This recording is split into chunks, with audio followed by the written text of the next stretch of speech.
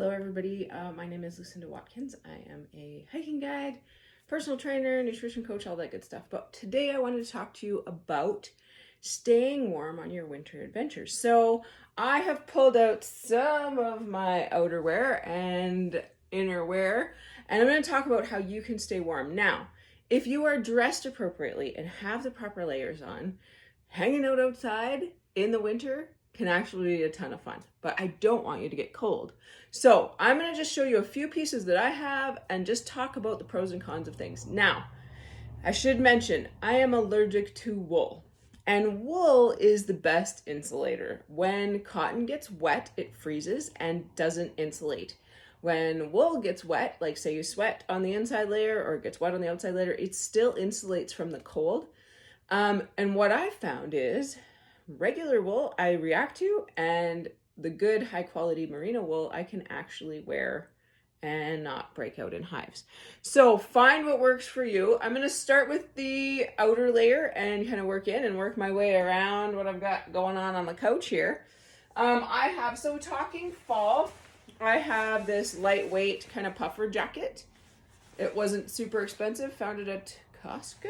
Yeah, like 30 bucks, less than 30 bucks.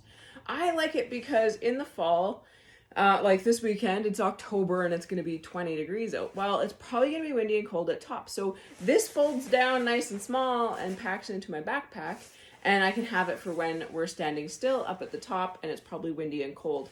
So that's going to be helpful.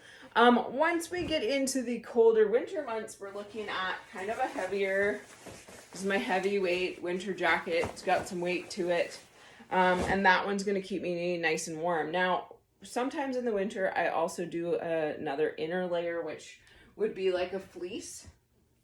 I also like these for the fall. However, they don't stop the wind, but they do insulate you and keep you warm on the inside. So a nice fleece is always a good layer. And when we're talking fall or winter in Alberta, layers, layers, layers, and then some more layers, because it could be minus 20 in the morning, plus 20 in the afternoon. You could get moving, get hot. So it's stuff you can take off, put on, and layer it up. So that's my fleece inner layer. I have this little long sleeve top.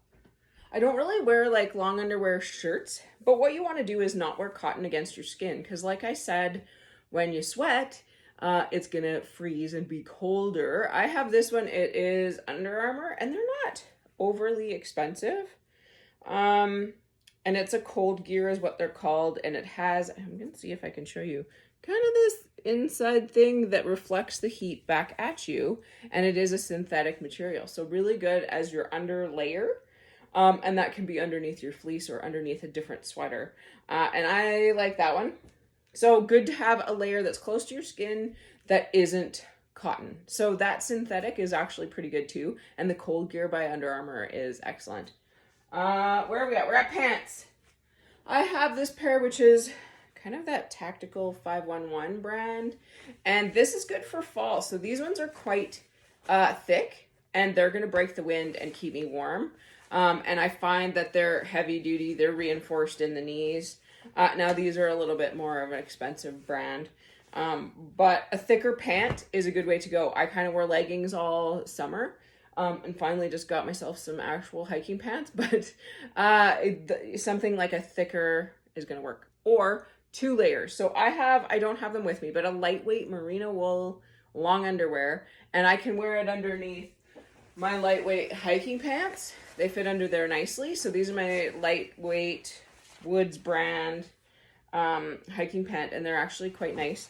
And then my long underwear will fit underneath there. Now, I pick long underwear. It is merino wool, and I find them don't react to it, thank goodness. I pick stuff that looks like leggings, so it's just kind of plain black, because if I overheat, I'm going to take that off, and I'm just going to wear those on their own. Totally okay. It's Alberta. We're dressing in layers. And then I have a heavier duty. It's not quite a snow pant, but it's fleecy on the inside. Let me see if I can show you. Fleecy on the inside, nice and soft. Waterproof and windproof on the outside. Those were my Amazon find, and gonna keep me nice and warm this winter. Still have the tag on. Haven't had to do any winter hiking yet this year. And last year I just kind of wore my gaiters and pants and didn't do too much. But this year we are doing all sorts of more winter hiking and snowshoeing, and I'm really excited about that. I just mentioned my gaiters. We're going to head there. So gaiters, what they do is they fit over top of your lower leg, hook around your boot with this little hooky, and they keep you dry. They stop water from getting in your boot. Because it's quite snug around your boot, I find they stop any snow from getting in the top of the boot. It's snug around here, and I find it's also wind and waterproof. Mine are a little dirty. They got lots of wear last year. I find if I think I'm going to be cold at all, I wear my gaiters, even if there's not snow, because I find that that's really good insulation from the wind. And they tend to keep me warmer. So in the fall, I'll probably wear these, and in the winter, because I find them super helpful. Velcro adjustable. These were Amazon find for about 20 bucks. My husband has a pair. I don't know where they are. They were about 50 bucks from Canadian Tire. So there's different ones you can find, and you can pay way more money than that. But I find my good little Amazon find works. They work fantastic. Really love these. This is probably one of my favorite cold weather tips, is having the gaiters. Dry and warm is key. Okay, where are we at? We're at feet.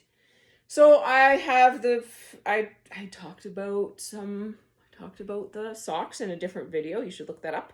I have some Icebreaker thicker wool socks. Now, I strongly recommend you wear a thick pair of nice warm socks and bring a pair of nice warm socks. I find it, if your feet get cold or they get wet, you're going to want to swap them out. So have that extra pair in your pack with you to swap out. And I always have a pair in the car so that I've got dry feet on the way home, dry warm feet on the way home too. So you can never have too many socks. Socks are key. I have my fantastic Keen winter boots. My feet I wore these as an everyday last year, as well as for hikes and snowshoes.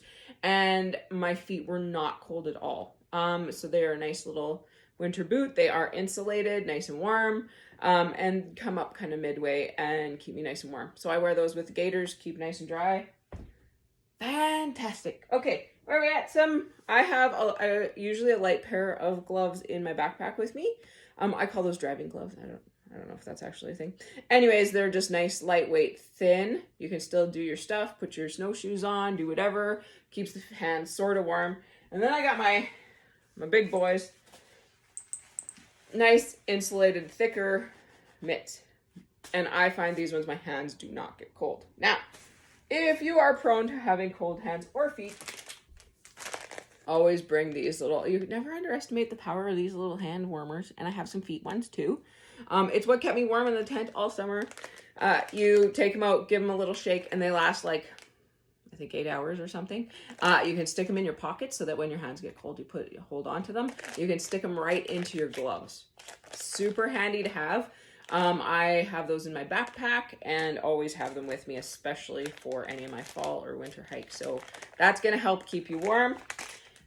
Last thing is, I'm not a big hat person. I feel like I look really weird in a hat. So I either put up my hood or I have my headband. So I have these, they say hiking with Lucinda. I don't know if you can see that. Anyways, and you can use it as a headband, and they kind of pull and kind of keep your head warm. And so see, it keeps my ears warm.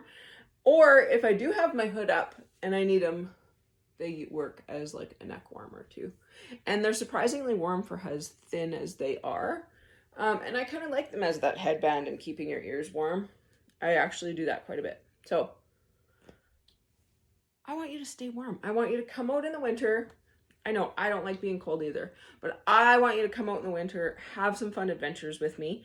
Anything that's booked for fall or winter, expect it to be cold and snowy, but dress in those layers in case it warms up in the afternoon. So I hope that was helpful. You don't have to spend $1 million or buy the top brands to have some warm, good gear. But make sure you have those layers and you have some of those key components. If you are going to spend money, good pair of gloves and having some gaiters, key. Good boots, key. So that's where you want to spend the money at, but you don't need to spend $1 million to have nice warm stuff. I hope you come on lots of adventures with me this winter. I am so excited. We are snowshoeing.